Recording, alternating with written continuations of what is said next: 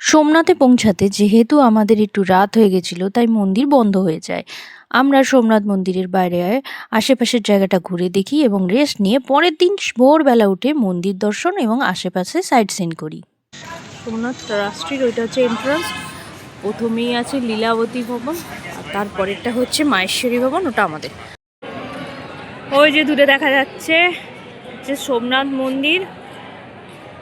তো এখন রাত 10টা বেজে গেছে যেহেতু, তাই বন্ধ হয়ে গেছে। আর এইদিকে অনেক জুতো রাখা, মোবাইল ফোন রাখার কাউন্টার রয়েছে। এটা হচ্ছে সোমনাথ মন্দিরের পুরনো যে মন্দির ছিল, আদি মন্দির, তার স্ট্রাকচার। মন্দিরে প্রবেশের আগে জুতো, ব্যাগ এবং মোবাইল বাইরে কাউন্টারে জমা করে যেতে হয়।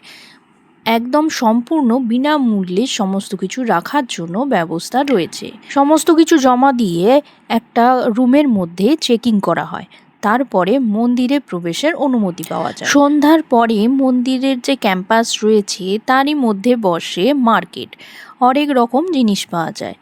আমরাও প্রথম দিন সন্ধেবেলাটা মার্কেটে ঘুরে বেরিয়েছি আর কিনেছি বেশ কিছু জিনিস। সোমনাথ মন্দির ওই দিকটা আর পাঁচিল দিয়ে ঘেরা আছে। এইদিকের যে সাইডের রাস্তাটা একদম পাশ দিয়ে পাঁচিলের ধারে দিয়ে যে রাস্তাটা যাচ্ছে, ওইখানে ওই যে দেখা যাচ্ছে একটা বিল্ডিং। এখানে রয়েছে একটি পুরাতন শিব মন্দির। এই মন্দিরটি নির্মাণ করেছিলেন রানী অহল্যাবাই। ওই যে দেখা যাচ্ছে দূরে মন্দিরের চূড়া, ওই যে দূরে দেখা যাচ্ছে মন্দিরের চূড়া। এখানেও কিন্তু বাবা মহাদেবকে পুজো দেওয়ার ব্যবস্থা রয়েছে। মন্দির ক্যাম্পাসের মধ্যেই রয়েছে একটি বুক স্টল, আর রয়েছে ঠিক তার উল্টো দিকে রানী অহল্যাবাইয়ের একটি মূর্তি। হচ্ছে লক্ষ্মীনারায়ণ মন্দির, ভিতরে ফটো তোলা কারণ তাই কোনো রকম ফটো তোলা হচ্ছে না।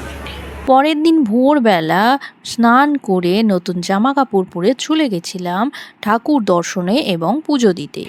আর বিকেলে বেরিয়েছিলাম সোমনাথের সমুদ্র সৈকত দর্শনে। বিচে যাওয়ার জন্য 5 টাকা করে টিকিট, বাট অনলি ক্যাশ। সকাল 6টা থেকে সন্ধ্যা 7টা অবধি। বিচে ঢুকে গেছে, প্রচুর দোকান আছে জিনিসপত্রের। আর একটা ইন্টারেস্টিং জিনিস হলো এখানে সাইকেল ভাড়া পাওয়া যায় ঘোরার জন্য।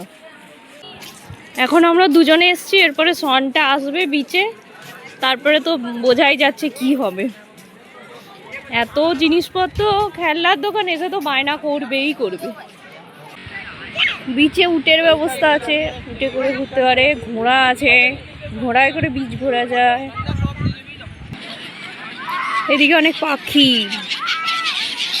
প্রচুর পাখি, খেতে দিচ্ছে সবাই।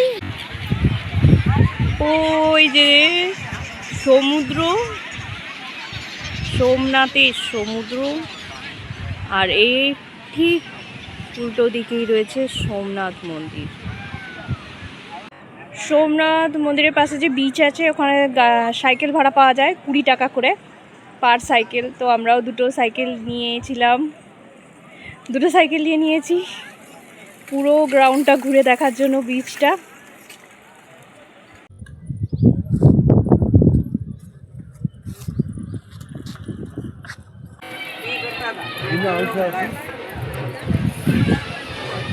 এটা হলো সোমনাথ মন্দিরের পিছনের দিকটা।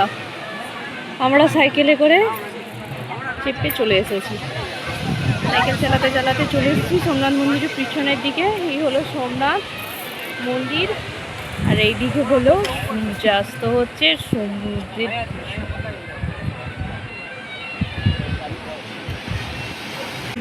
সাইকেল চালাতে চালাতে চলে এসেছি একদম সোমনাথ মন্দিরের পিছনে, আর এই হলো বিচ। কি অসাধারণ জায়গা। সোমনাথের আশেপাশের সাইট সিনে প্রথমেই চলে গেছিলাম ভালকা তীর্থ মন্দির। এখানে হচ্ছে কৃষ্ণের পায়ে তীর লেগেছিল।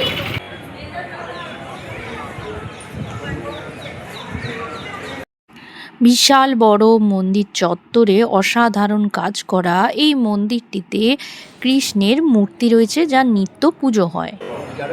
পাশেই রয়েছে শিব মন্দির।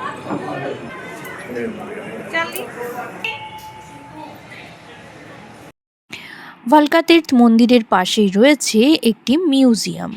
এরপর আমরা গেলাম সোমনাথের সারদা পীঠ।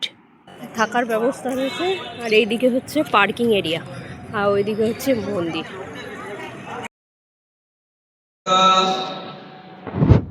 সারদা পীঠে রয়েছে মা লক্ষ্মীর মূর্তি এবং 12টি শিবলিঙ্গ, যা নিত্য পুজো হয়। এছাড়াও রয়েছে শঙ্করাচার্যার মূর্তি। এরপরে আমরা গেলাম ত্রিবেণী সঙ্গমে। হিরণ, কোকিলা এবং সরস্বতী নদীর মিশ্রণে তৈরি হয়েছে ত্রিবেণী সঙ্গম। ত্রিবেণী সঙ্গম, প্রচুর পাখি দেখো।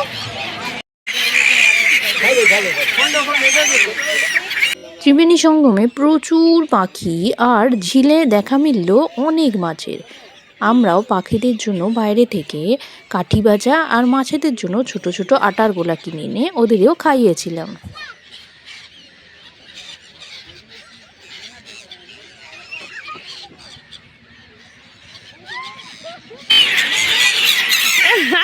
ওরা বেশি চালাক। মাছ আর পাখিদের খাওয়ানোর সময় তুলেছি প্রচুর ফটো। এইটা কত মাছ!